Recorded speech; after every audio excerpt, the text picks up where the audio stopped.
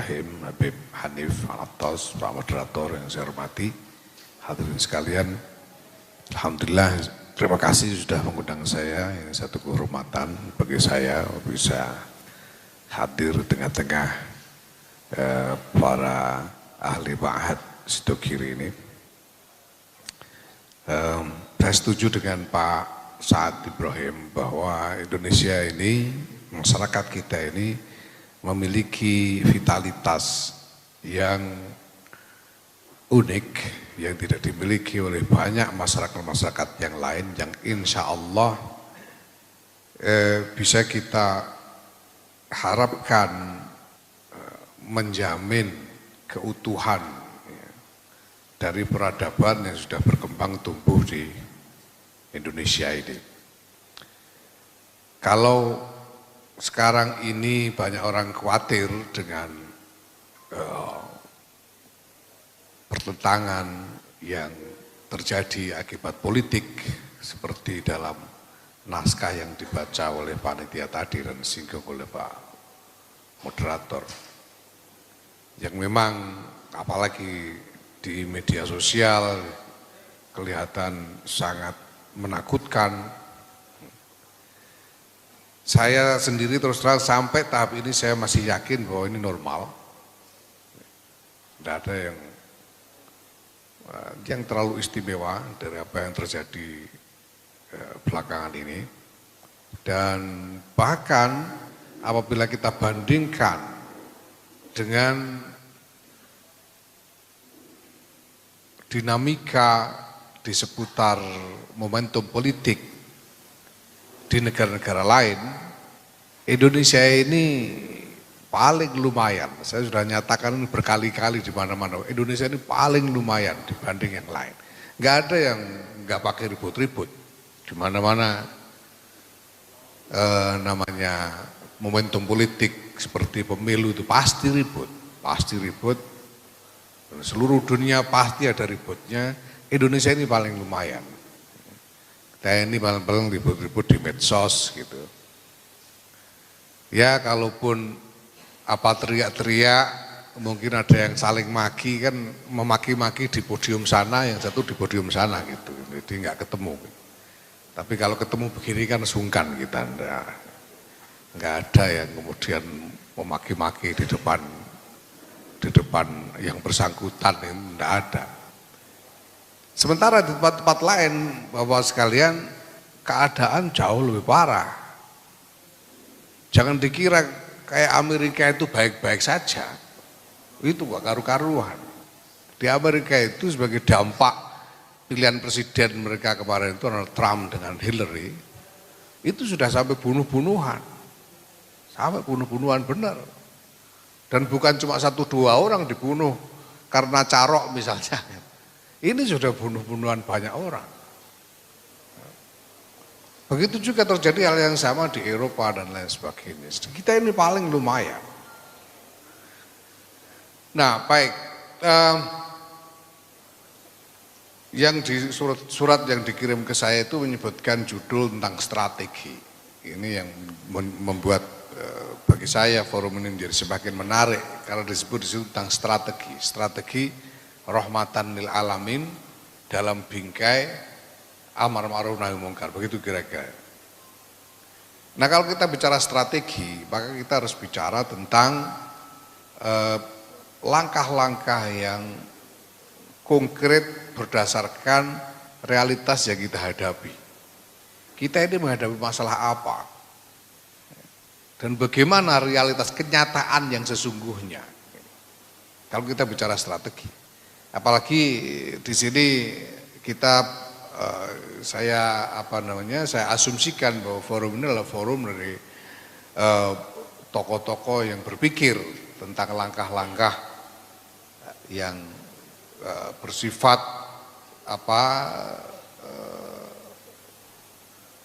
bersifat kolektif dari lingkungan masing-masing.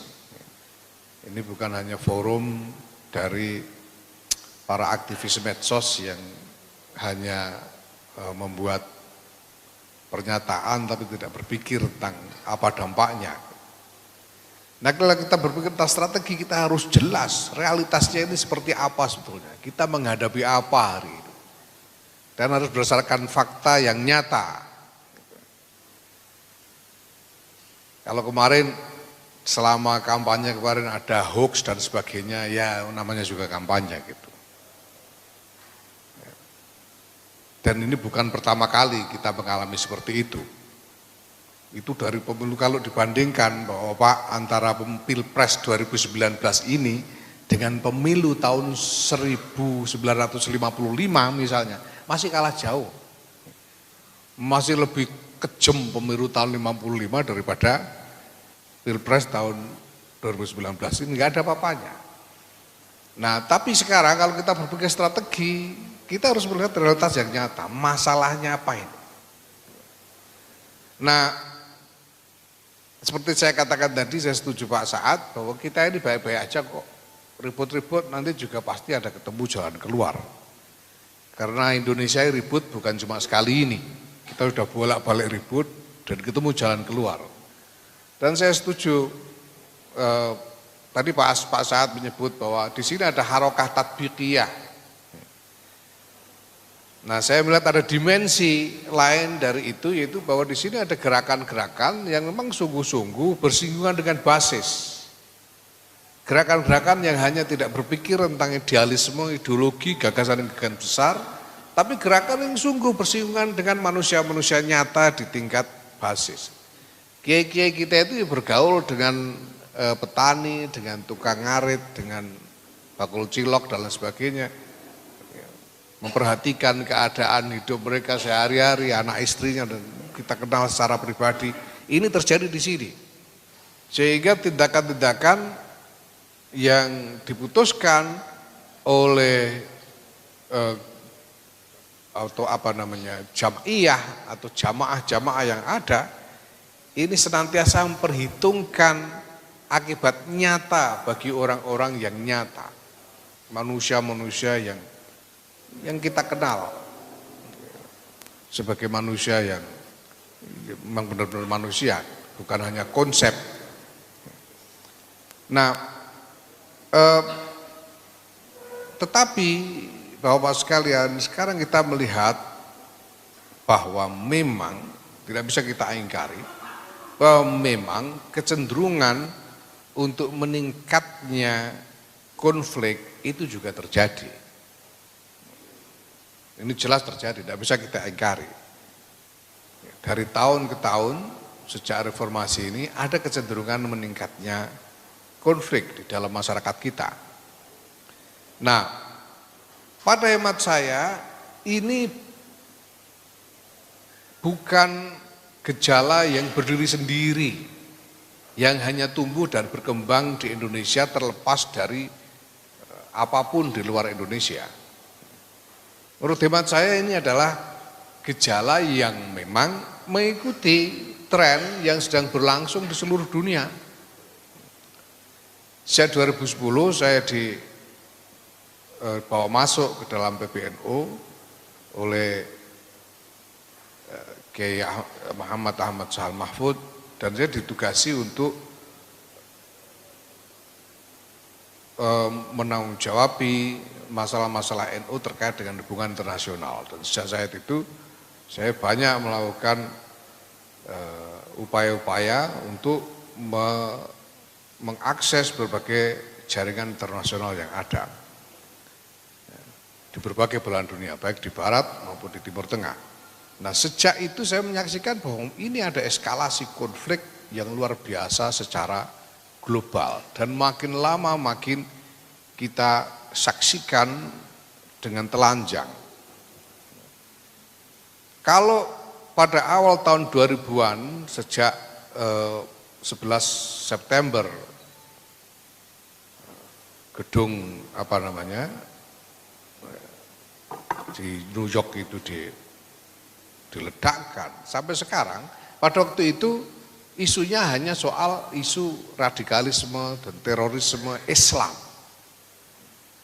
Lalu orang ribut, ini terorisme ini Islam apa enggak? Yang satu bilang ini Islam, yang satu bilang tidak ada hubungannya dengan Islam. Nah Usama bin Laden sendiri Dia dengan tegas mengatakan, siapa bilang ini bukan Islam? Saya melakukan ini karena Islam. Itu Usama yang ngomong. Nah tapi sekarang Bapak-Bapak sekalian, ini bukan hanya soal ekstremisme dari kelompok-kelompok kalangan Islam saja. Kita lihat kemarin belum lama terjadi di New Zealand, ini ada orang kulit putih yang menembaki orang-orang Muslim sedang sholat Jumat.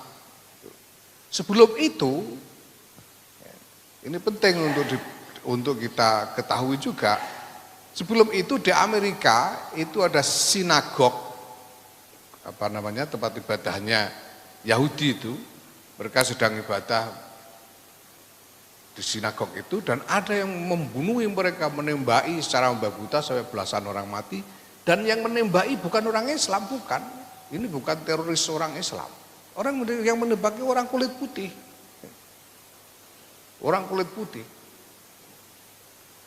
Di Sri Lanka baru 2 hari yang lalu saya kira. Sri Lanka itu mayoritas Hindu, Muslimnya minoritas, Kristennya juga minoritas. 2 hari yang lalu ada Muslim yang meledakkan satu gereja Kristen di sana, sampai 200 orang lebih tewas, 400 orang lebih luka-luka.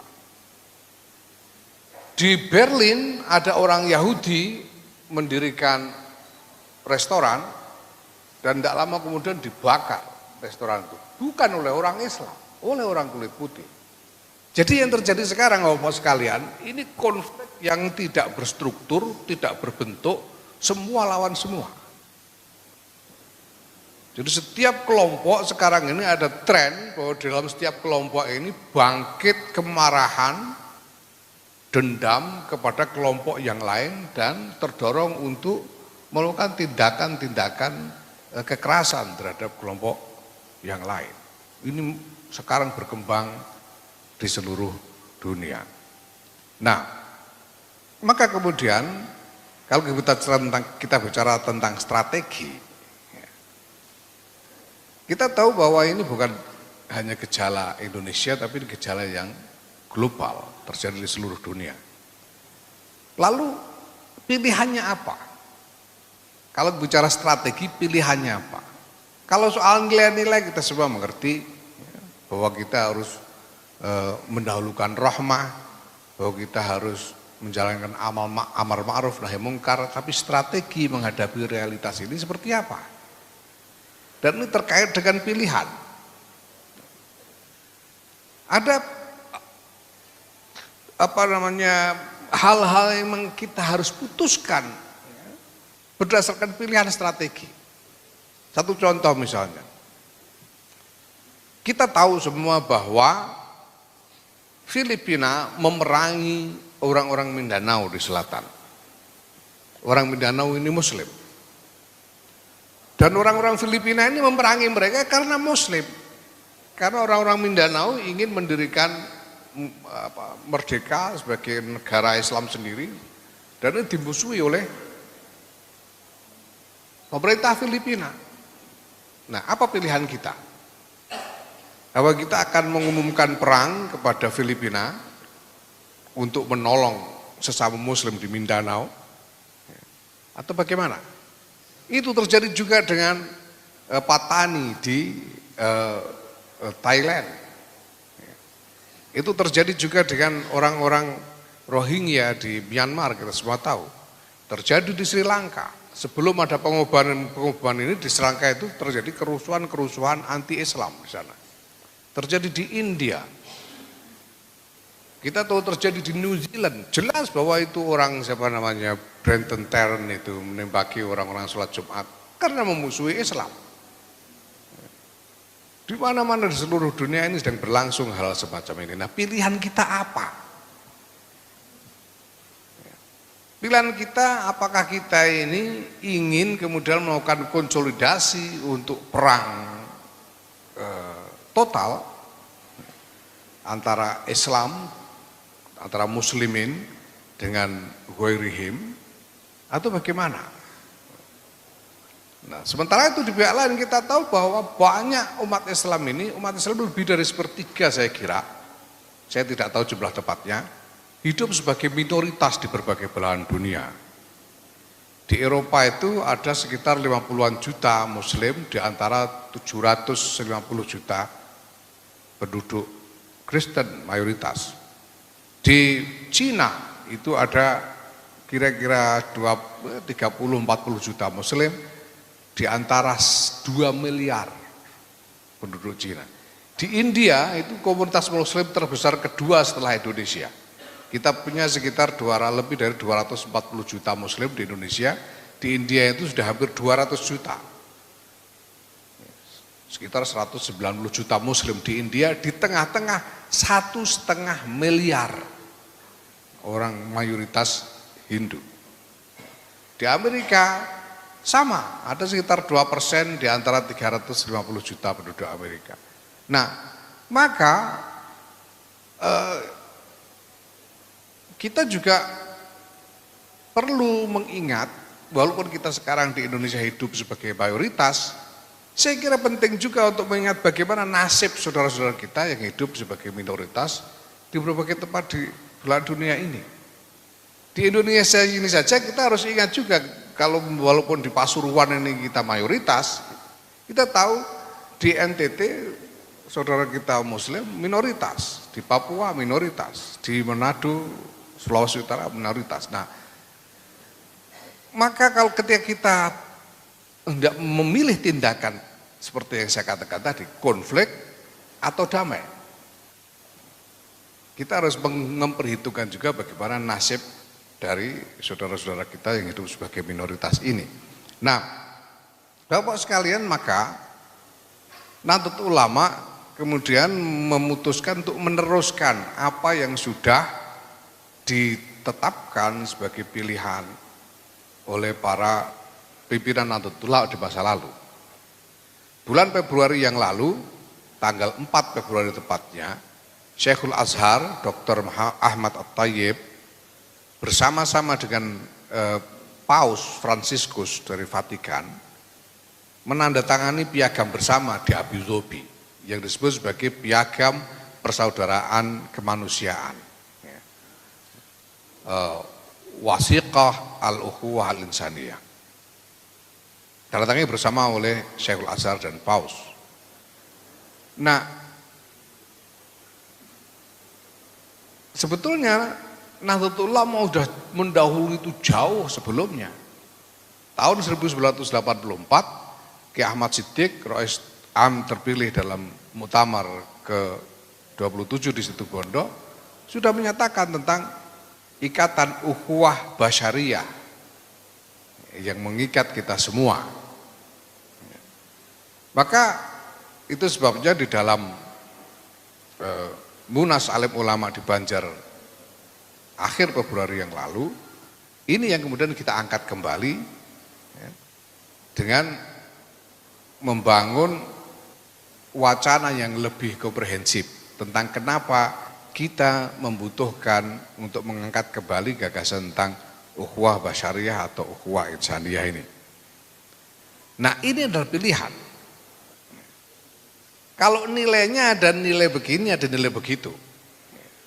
Ada nilai untuk tarung terus membela sesama Muslim, ada nilai untuk meredakan konflik. Mana yang mau kita pilih? Nah, Nahdlatul Ulama memilih untuk mengupayakan meredakan konflik.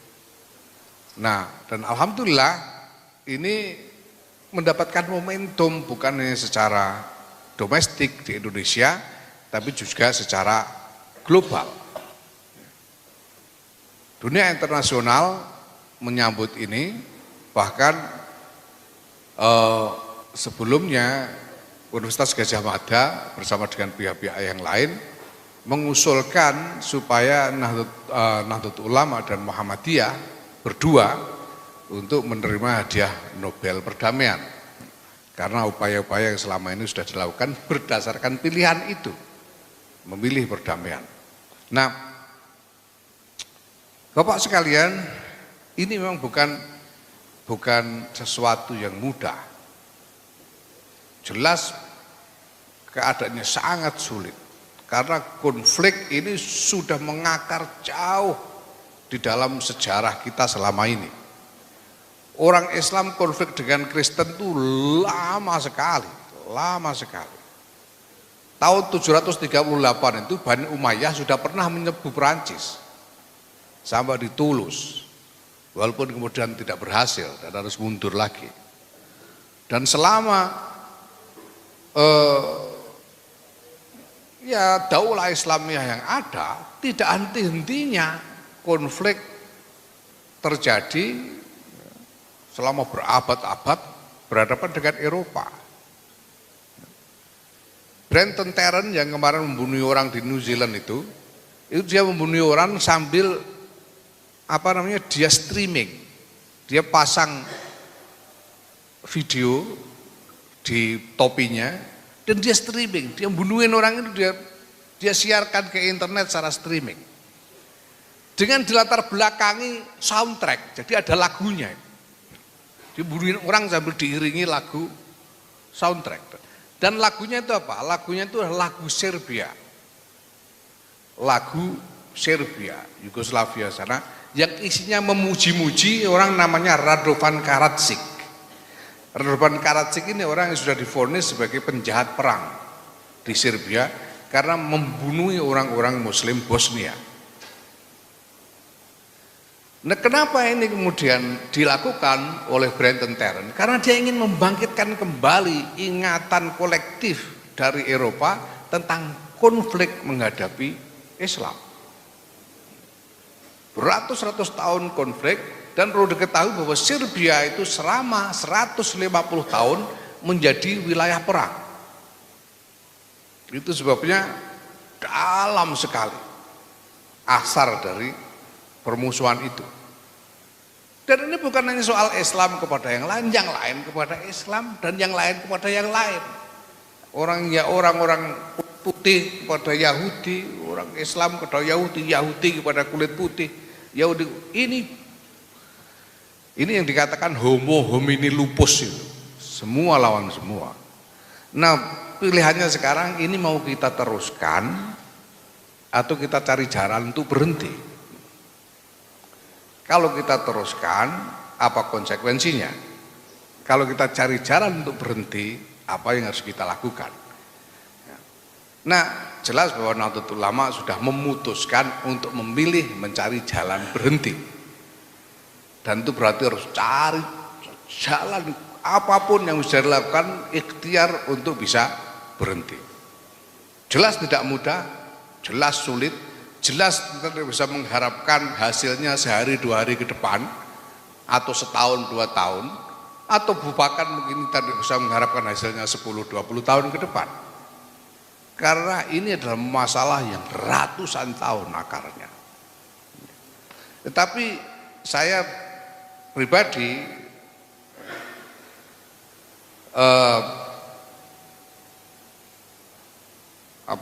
sudah sampai pada titik bahwa tidak ada alasan untuk pesimis ketika kita sudah membuat pilihan. Ketika tadi saya sempat singgung 2016 awal dulu saya sempat sowan kepada Habib Zain bin Ibrahim bin Smith Ta'alwi di Madinah. Sebetulnya saya punya pertanyaan untuk saya sampaikan kepada beliau, yang ingin saya tanyakan kepada beliau. Tapi waktu itu begitu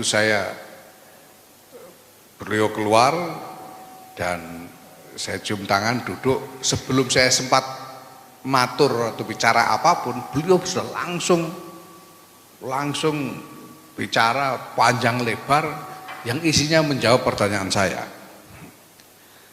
Nah, inti dari yang beliau katakan itu bahwa segala sesuatu ini terjadi karena takdir. Ini adalah akidah Ahlus Sunnah wal Jamaah, Asy'ariyah, Maturidiyah. Segala sesuatu ini terjadi karena takdir. Persoalannya kita baru tahu takdirnya bagaimana sesudah takdir itu terjadi. Kalau belum terjadi kita tidak tahu takdirnya seperti apa. Itu sebabnya kita diwajibkan ikhtiar. Nah, kemudian beliau katakan, jadi kita punya ikhtiar, Allah Subhanahu wa Ta'ala punya kehendak yang juga diwujudkan, seolah-olah Allah juga punya pilihan. Kita punya pilihan, ikhtiar itu yang pilihan, Allah juga punya pilihan. Lalu beliau katakan faman wafaqa ikhtiyaruhu bi ikhtiyarillah fa huwa sa'id. Kalau dilalah ikhtiar kita ini bersesuaian dengan ikhtiar Allah, berarti beruntung gitu aja. Kalau tidak bersesuaian ya gimana lagi, kita cuma makhluk, apa boleh buat. Nah karena kita tidak pernah tahu apa yang akan nanti terjadi dalam takdir, maka Habib Zain menekankan dalam ikhtiar tidak boleh meninggalkan zikir, harus tidak meninggalkan zikir. Itu pesan beliau. Beliau katakan man laisa lahu zikr laisa lahu zakar, gitu kata beliau. Nah saya kira maka ketika kita sudah membuat pilihan, Nahdlatul Ulama sudah membuat pilihan, ya seperti kita tahu semua sekarang, di samping kita menempuh semua jalan yang mungkin untuk mewujudkan pilihan itu, ya kita galakkan zikir di dalam jamaah kita. Saya kira ini menjadi basis dari pemahaman dari semua gerakan Islam yang berkembang di Indonesia ini, baik Muhammadiyah, saya kira FPI juga, ya. Sehingga kalau kita menyadari ini semua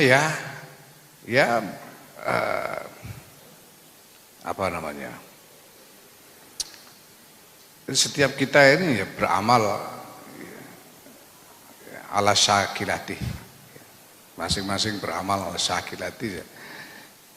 Ya mudah-mudahan Allah Subhanahu wa Ta'ala, saya kira bukan kebetulan juga bahwa Indonesia ini menjadi wilayah yang paling, saya katakan paling lumayan. Ini pasti ada sesuatu yang khusus yang menjadi menjadi kekhususan dari Indonesia ini, sehingga Allah memelihara kita semua, dan mudah-mudahan ini akan terus sehingga Indonesia bukan hanya selamat tapi bisa menjadi teladan, menjadi harapan jalan keluar dari masalah yang sekarang sedang dihadapi oleh masyarakat dunia seluruhnya. Terima kasih. Assalamualaikum warahmatullahi wabarakatuh. Assalamualaikum warahmatullahi wabarakatuh. Terima kasih Kiai Yahya. Intinya bahwa Kiai Yahya sekaligus menjawab berbagai hal. Landasan berpikir dari Nahdlatul Ulama dengan pilihan-pilihannya pada saat ini dalam berdakwah, terutama dalam mewujudkan perdamaian tidak hanya di antara orang Islam tapi juga antar sesama manusia. Jadi kami minta penjelasan lebih lanjut kepada Kiai Yahya mengenai bagaimana antar ormas Islam yang beda pilihan strategi ini tidak justru terjerumus ke dalam permusuhan strategi. Bagaimana strateginya itu? Ya kalau soal itu sebelum bicara strategi harus dikembalikan kepada niat. Kalau memang niatnya itu lillah, ya kita serahkan kepada Allah, itu aja. Jadi karena gimana, Nahdlatul Ulama memilih untuk mengikhtiarkan perdamaian global. Tapi kita tahu di sisi lain ada gerakan seperti Hizbut Tahrir yang memilih untuk memperjuangkan khilafah universal. Nah, jelas bahwa ini akan terjadi perbenturan strategi yang kemudian pada satu titik kita coba bisa katakan apa boleh buat. Semuanya berdasarkan ijtihad. Kita tahu bahwa ISIS, Daesh membuat pilihannya juga melakukan apa yang mereka lakukan berdasarkan pilihan yang mereka buat. Nah sekarang kita semua harus kembalikan pertama-tama bahwa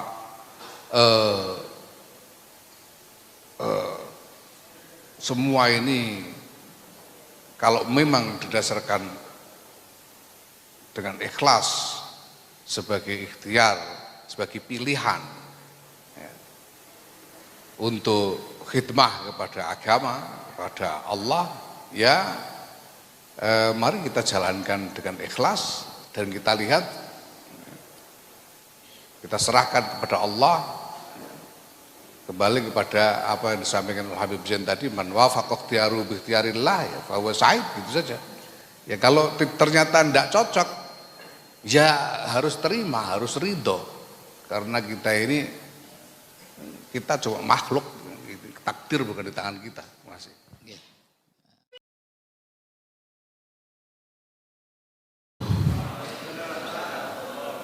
Alhamdulillah wassalatu wassalamu ala Rasulillah Sayyidina Muhammad ibn Abdullah wa ala alihi wa sahbihi wa man walah.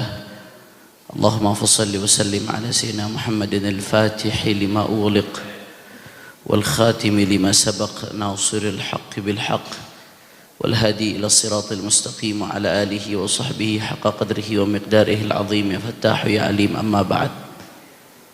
Yang sama-sama kita hormati segenap majelis keluarga Pondok Pesantren Sidogiri, wabil khusus yang kita hormati dan kita ta'zimi guru kita bersama Al-Muhtaram wal-Mukarram Hadratus Syekh Kiai Haji Nawawi Abdul Jalil, matta'ana Allah bituli hayatihi syarifah wa nafa'ana bihi fid daraini amin ya rabbal. Begitu juga banyak hadir di sini para kiai, para alim ulama, ada guru-guru saya, tidak dapat saya sebutkan satu persatu. Wabil khusus narasumber kita pada pagi hari ini, Khatib Am PBNU Kiai Haji Yahya Khalil Thaquf. Begitu juga dari Muhammadiyah Jawa Timur, Dr. Muhammad Sa'ad Ibrahim MA, yang mudah-mudahan perkumpulan ini menjadi penyebab turunnya rahmat dan barakah. Amin ya rabbal alamin. Ahibba'il kiram, luar biasa, sebuah kehormatan bagi saya pada pagi hari ini bisa duduk bersama Anda semua di pesantren Sidogiri ini. Saya mondok dulu di Dalwa, jadi masyayikh saya juga banyak yang dari Sidogiri. Kiai Haji Qaimuddin hafizahullah, kemudian Al-Ustadz Musyaffa masih ada di Sidogiri beliau. Begitu juga almarhum Ustadz Abdul Hamid, beliau termasuk guru saya dulu, saya termasuk murid beliau yang cukup nakal dulu, suka diomelin sama beliau. Dan para masyayikh alim ulama lainnya. Alhamdulillah, sebuah kehormatan bagi saya duduk di sini lebih banyak mengambil keberkahan. Mudah-mudahan kita dapat keberkahan para masyayikh Sidogiri insyaallah. Saudara, luar biasa tadi pemaparan yang telah kita dengarkan dari para narasumber kita. Saya di sini langsung fokus saja karena waktu sangat terbatas. Di surat undangan dari panitia secara spesifik, saya diminta tema umumnya adalah rahmatanil alamin dalam bingkai amar ma'ruf nahi munkar. Tapi secara spesifik di surat undangan itu saya diminta untuk menjelaskan tentang strategi rahmatanil alamin dalam amar ma'ruf nahi munkar di tubuh FPI. Itu undangan yang saya terima. Jadi bicara soal amar ma'ruf nahi munkar, saya teringat apa yang disampaikan oleh salah satu ulama besar yang fokus di bidang maqasidus syariah, Al-Imam Syatibi, di dalam kitabnya Muwafaqat. Sama-sama kita tahu maqasidus syariah ada 5: hifdzud din, hifdzun nafas, hifdzul aql, hifdzun nasal, hifdzul mal. Yang mana 5 ini terbagi menjadi 3: daruriyat, hajiyat, tahsiniyat. Ketika berbicara tentang daruriyat, kesimpulannya Al-Imam Syatibi mengatakan untuk menjaga hifdzun din kembali kepada usulul ibadat, menjaga hifdzun nafas dan hifdzun akal dan hifdzun nasal ini kembali ke usulul adat dan usulul muamalat di Muwafaqat. Begitu juga hifdzul mal. Dari segi min haitsul adam, penjagaannya kembali ke usulul jinayat. Tujuannya untuk menjaga 5 ini supaya tidak rusak usulul jinayat. Tapi yang menarik di akhir setelah memaparkan itu, Al-Imam Syatibi mengatakan wa yajma'u hadhil asya' kullaha atau kama qala wa yajma'u hadhil asya' kullaha al-amru bil ma'ruf wan nahyu 'anil munkar. Dan kembali ke 5 itu semua yang menjaga kelestarian 5 maqasidus syariah, yang saya rasa ini juga bisa dikatakan maqasidud daulah. Kembali ke 5 itu semua untuk melestarikan 5 ini adalah penegakan amar ma'ruf nahi munkar. Ketika amar ma'ruf nahi munkar ditegakkan, maka 5 ini akan terjaga. Ketika amar ma'ruf nahi munkar diabaikan, maka 5 ini akan berantakan, ibadah Allah. Makanya posisi amar ma'ruf nahi munkar begitu penting, sampai-sampai Imam Al-Ghazali mengistilahkan amar ma'ruf nahi munkar ini adalah qutubuddin, intisari daripada ajaran agama Islam, karena di situ berputar semuanya, ibadah Allah. Sehingga bagaimana amar ma'ruf nahi munkar ini bisa betul-betul menjadi bingkai rahmatan lil alamin? Ya sederhana, simpel. Amar ma'ruf nahi munkar itu harus sesuai tuntunan syariat. Ketika amar ma'ruf nahi munkar sesuai tuntunan syariat, maka efeknya apa? Dia akan menjadi rahmatan lil alamin. Tapi sebaliknya, ketika dia melenceng dari apa yang sudah digariskan syariat, maka dia tidak lagi menjadi rahmatan lil alamin, akan tetapi yufsidu akthar mimma yuslih. Amar ma'ruf nahi munkar itu sendiri akan merusak lebih banyak ketimbang amar ma'ruf nahi munkar itu memperbaiki, saudara.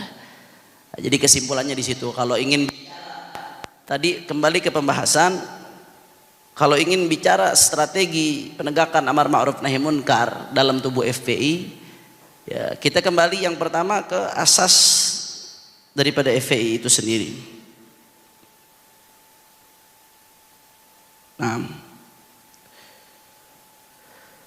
asas dari FPI sendiri adalah berdasarkan Islam. Ini tertera dalam ADART Front Pembela Islam. Berdasarkan Islam, berakidahkan ahlus sunnah wal jamaah dengan madhab akidah Asy'ari dan fokus madhab fiqih Syafi'i.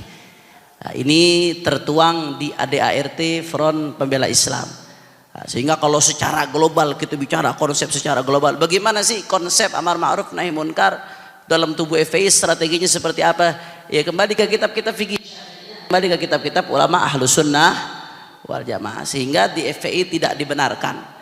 Di dalam tubuh FPI, sekali lagi, karena Sidogiri ini sangat luar biasa di dalam memperjuangkan ahlus sunnah wal jamaah, istiqamah, independen, tidak terbawa arus. Saya salut sekali, mudah-mudahan Sidogiri terus menjadi benteng ahlus sunnah wal jamaah. Sehingga di dalam Front Pembela Islam sendiri, kalau ada sikap-sikap yang melenceng dari ahlus sunnah wal jamaah, ya tidak dibenarkan. Kalau ada sikap-sikap yang melenceng dari fikih aswaja, walaupun fokusnya fikih Syafi'i, tapi fikih aswaja nggak cuma fikih Syafi'i, walaupun fokusnya ke situ karena sesuai dengan konteks keindonesiaan, ya nggak dibenarkan dalam tubuh FPI itu sendiri. Jadi semua keputusan-keputusan yang ada di FPI, khususnya yang berkaitan dengan strategi penegakan amar ma'ruf nahi munkar, kembali kepada apa yang diajarkan oleh para ulama ahlus sunnah.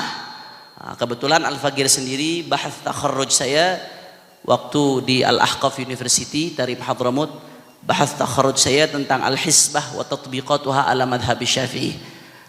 Ini alhamdulillah tahadutsan bin ni'mah, bahas takharruj ini sudah diuji dan mendapatkan predikat mumtaz pada saat diuji. Mudah-mudahan bermanfaat insyaallah. Saya sedang proses editing untuk dirubah menjadi kitab.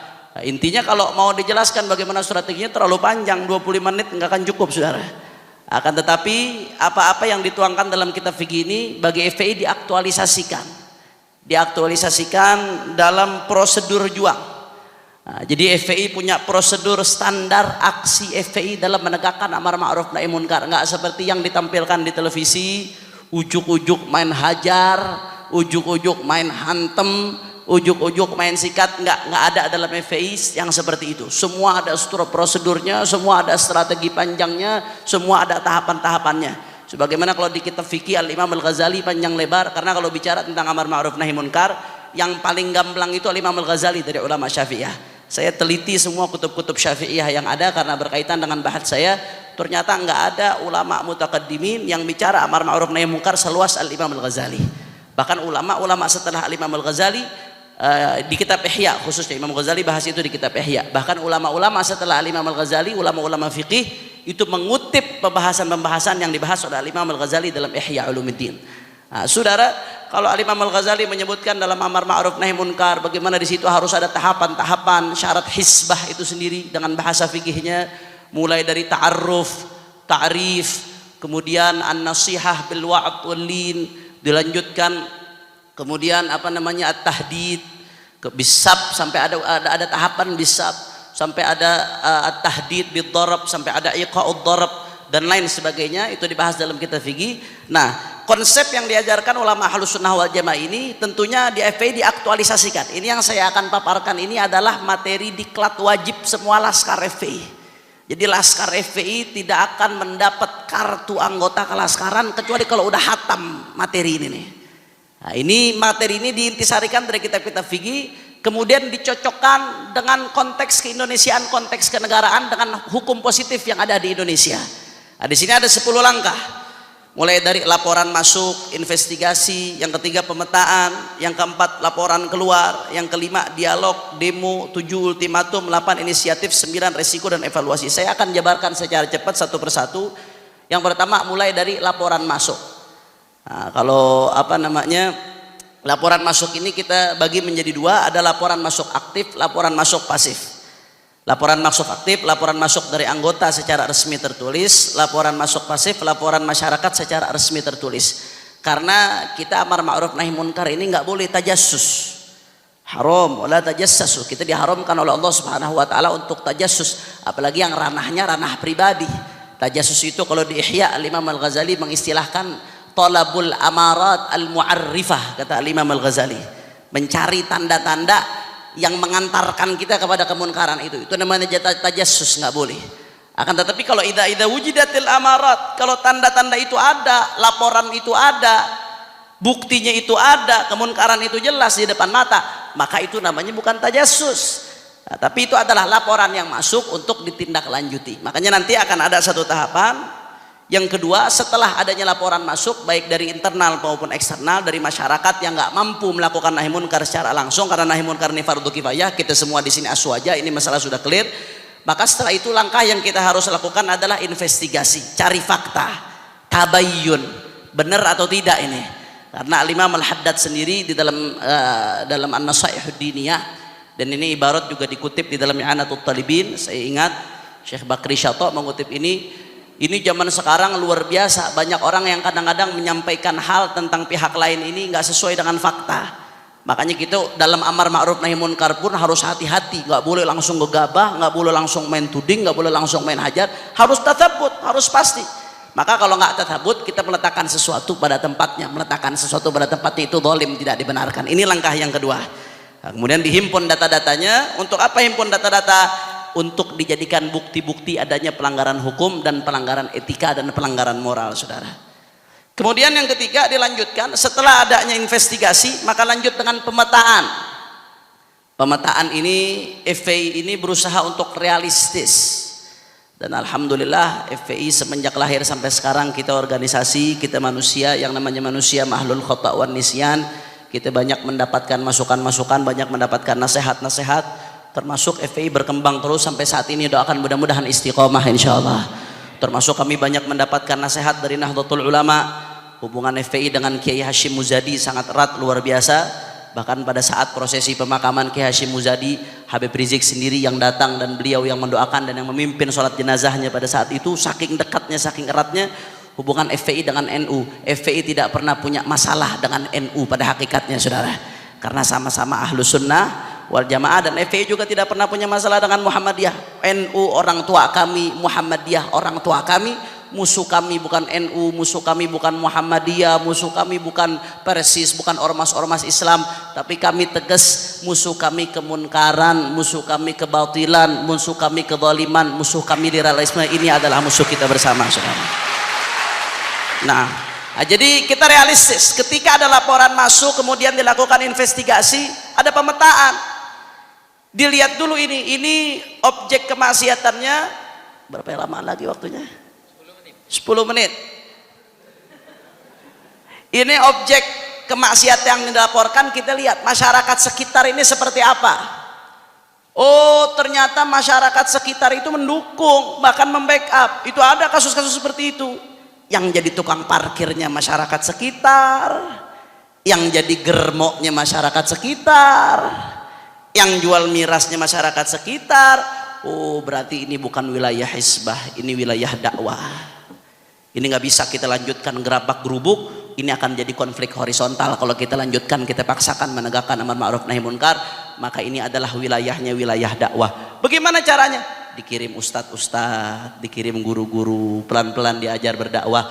Dakwah bil hal qoblal maqal, dakwah dengan hal sebelum dengan perbuatan. Seperti di Lombok. Di Lombok itu luar biasa, walaupun pulau 1000 masjid, tapi maksiatnya nggak kalah banyak di Lombok. Ada pulau-pulau seperti Gili Trawangan itu di Lombok, masya Allah. Saya informasi yang saya dapat dari kawan-kawan di Lombok, di Gili Trawangan, maaf itu sebagian orang-orang luar Indonesia, perempuan-perempuannya kalau berjemur di situ, maaf kadang-kadang nggak pakai penutup dada.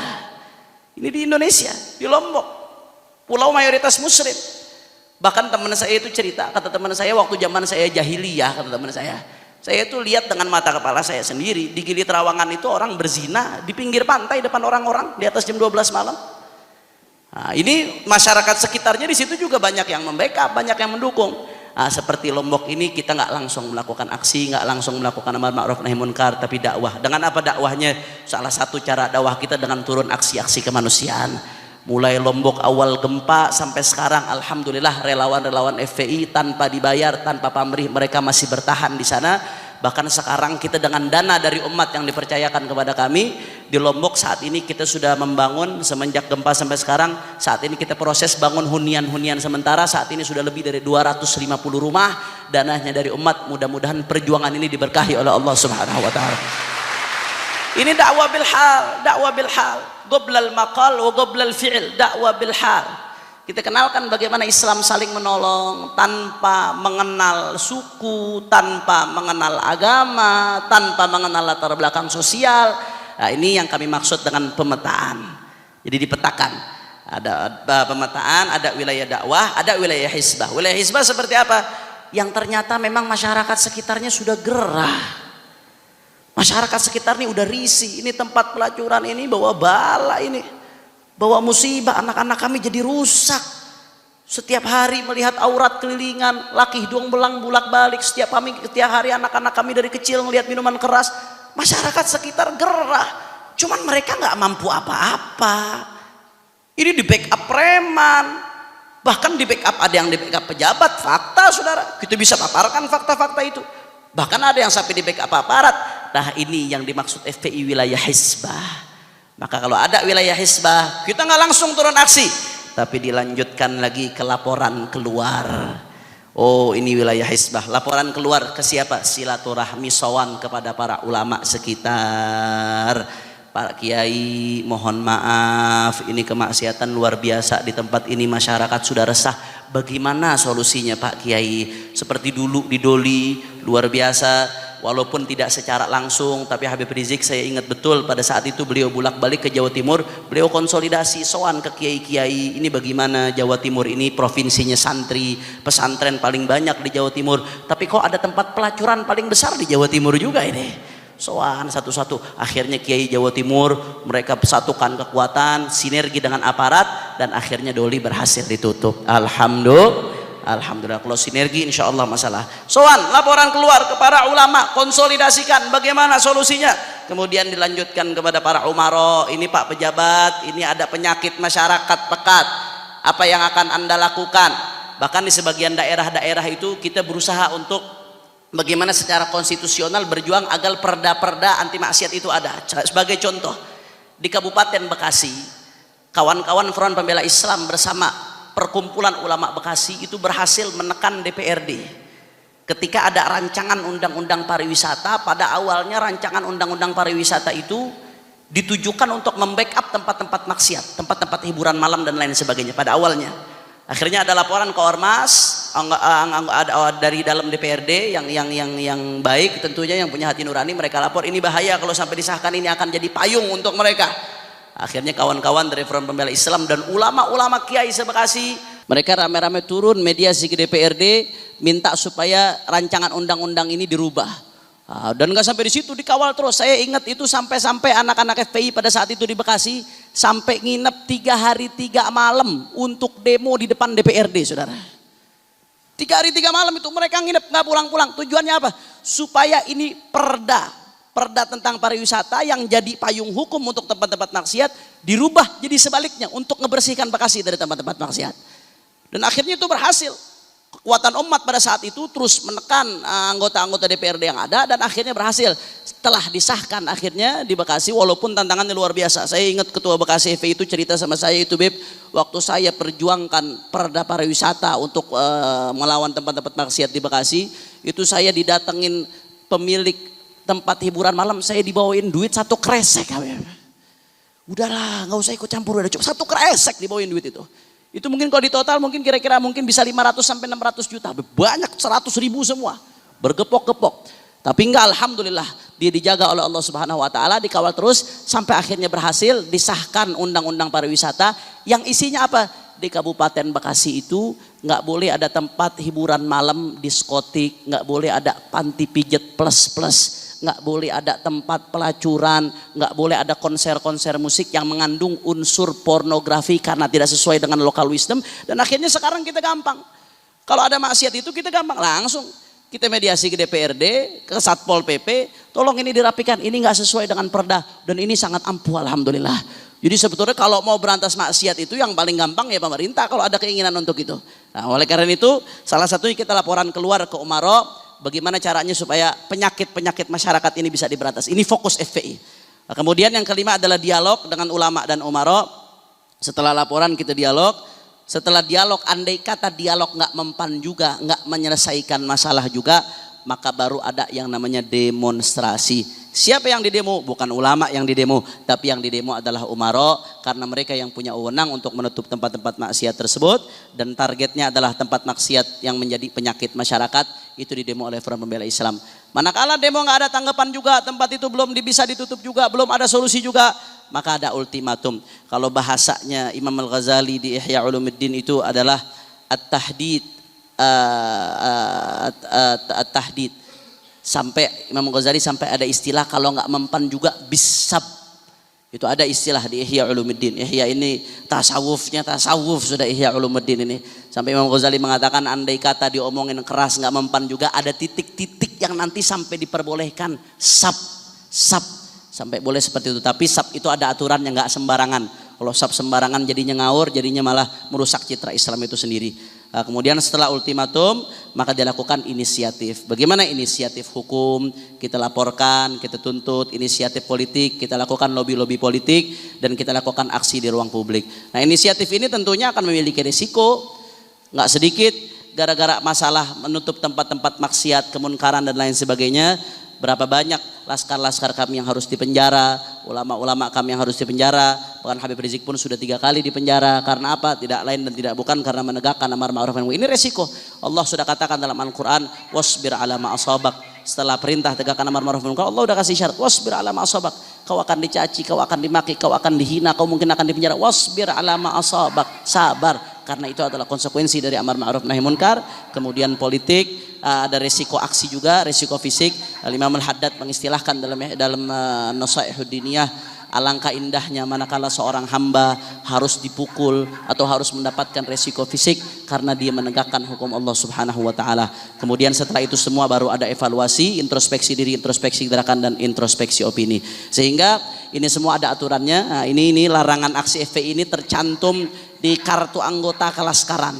Kalau yang sudah diklat, sudah belajar materi ini, yang sudah mendapatkan kartu, maka ada larangannya. Apa larangannya? Dilarang melanggar hukum agama dan hukum negara, dilarang melakukan pelecehan, penganiayaan, perusakan, penjarahan dan pembunuhan, dilarang membawa menggunakan senjata tajam, api, bahan bakar, bahan peledak, dilarang melindungi, membela, memberi, meminta, menerima bantuan apapun dari tempat maksiat atau pengusaha, dilarang melakukan aksi apapun tanpa mengikuti prosedur standar aksi FPI. FPI bukan malaikat. Kadang-kadang juga ada oknum-oknum di daerah yang nakal, yang kadang-kadang dia masuk ke FPI untuk tujuan pribadi. Pernah ada kejadian itu, kita nggak pernah mentolerir. Begitu kita tahu ada pengurus yang coba-coba backup tempat maksiat, ngambil keuntungan, ngancem-ngancem untuk dapat duit, langsung dibekukan. Dan ini sudah terjadi di beberapa daerah kejadian seperti itu. DPP FPI tidak pernah mentolerir, langsung dibukakan. Walhasil kesimpulannya, amar ma'ruf nahi munkar bisa menjadi rahmatan lil alamin kalau dijalankan sesuai dengan syariat, sesuai dengan tuntunan, sesuai dengan ajaran Ahlus Sunnah wal Jamaah. Dan kita cocokkan juga dengan local wisdom, kearifan lokal dan aturan setempat, karena kalau tidak dicocokkan dengan itu, makanya manakala ada kejadian-kejadian benturan-benturan, itu sebetulnya andai kata ada yang melakukan hal-hal yang anarkis, itu di luar daripada standar operasional FPI.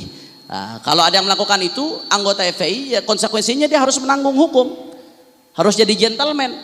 Tapi bagaimana Beb? Kok ketuanya sendiri, ini banyak mungkin pernyataannya nih, tapi ketuanya sendiri, imam besarnya sendiri, begitu ada masalah hukum kok lari ke luar negeri deh. Kadang-kadang banyak pertanyaan seperti itu. Katanya gentleman, mesti ngadepin masalah hukum. Urusan Habib Rizik ke luar negeri, beliau hijrah, sebetulnya itu bukan masalah hukum. Kalau memang masalah Habib Rizik hijrah masalah hukum, tidak ada ceritanya buronan hukum itu didatengin Kapolri ke Saudi. Kapolri datang soal ke Saudi, didatengin kepala bin, masa Kapolri sowan ke buronan hukum, nggak ada ceritanya. Beliau itu buronan politik, bukan buronan hukum. Nah, jadi ini yang saya sampaikan.